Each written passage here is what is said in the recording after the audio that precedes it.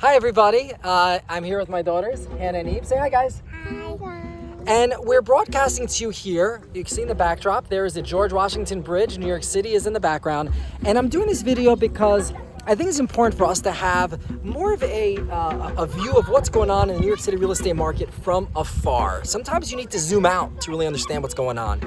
So New York City, we started doing showings not too long ago. And we're seeing transactions pick up, but it's happening slowly. A lot of you have been asking me why. Because when you look at other places like Hoboken, for example, transactions, they jumped dramatically when people and agents started to be able to show homes. Why in New York City is it taking longer? There's a whole bunch of reasons why, but I want to jump in and just give you a couple of them. Number one, New York City is a place where oftentimes affluent people live. They have second homes, or when it's uncomfortable to be in the city for some reason like a pandemic, they just go and they go rent a home somewhere else and they go to Florida and they stay there for a while until it's time to come back. And that's one of the things happening right now. I can tell you that a lot of people that have, let's say, children in school, they don't even know if school's going to open. So there's no rush to come back right now to go to a school if it's going to be virtual. On top of that, usually the school year pushes people to transact because they want to move before the school year starts. They want to be on location. They don't want to be moving while school is going on for the kids. And right now, if they don't know school's going on, there's really no push to make a quick move. So it's slowing down the speed at which things happen. Also, New York City is a place where people come because they want to go out, they want to take advantage of the culture, they want to take advantage of the restaurants and all that kind of great stuff that New York City has to offer. And obviously right now they can't take full advantage of that. So there's just less of a drive at the present time. I could go on and give you a whole bunch of reasons as to what's going on, but the key thing to understand is, are these things temporary or permanent? And the people that I know, a lot of them that are leaving New York City or have left New York City, number one, they're either temporarily having left to go to a second home or renting a second home. They still have a residence in New York City or plan on coming back to New York City. They still see New York City as the best place to live. It's just uncomfortable there right now. So they're just not jumping to it.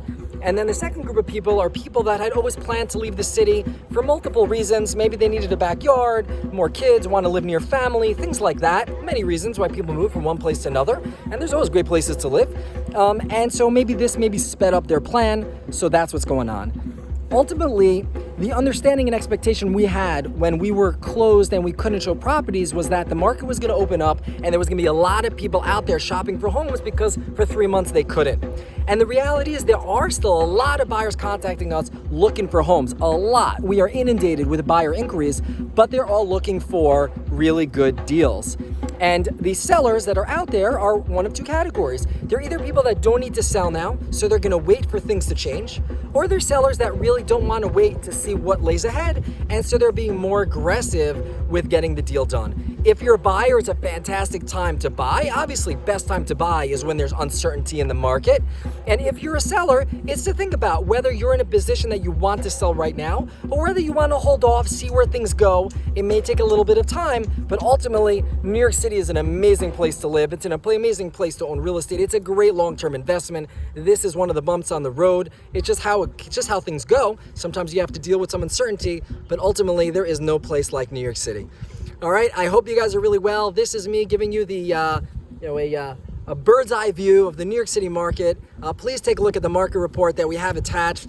And if you have any questions, please tap into me. I not only have my 16 years experience of selling in New York City through multiple different ups and downs, but also I am part of Compass Real Estate, and the analytics and data that we have is second to none. So that's about it. I'm gonna sign off over here and say, hey, my daughter Hannah wants to say hi. Say goodbye, everybody. Do you see that water behind? Yeah, what's behind us? What is that bridge? The Hudson River and the George Washington Bridge, exactly. Say bye, Eve. Bye. Take care, everybody. Thank you for tuning in, and I'll talk to you soon.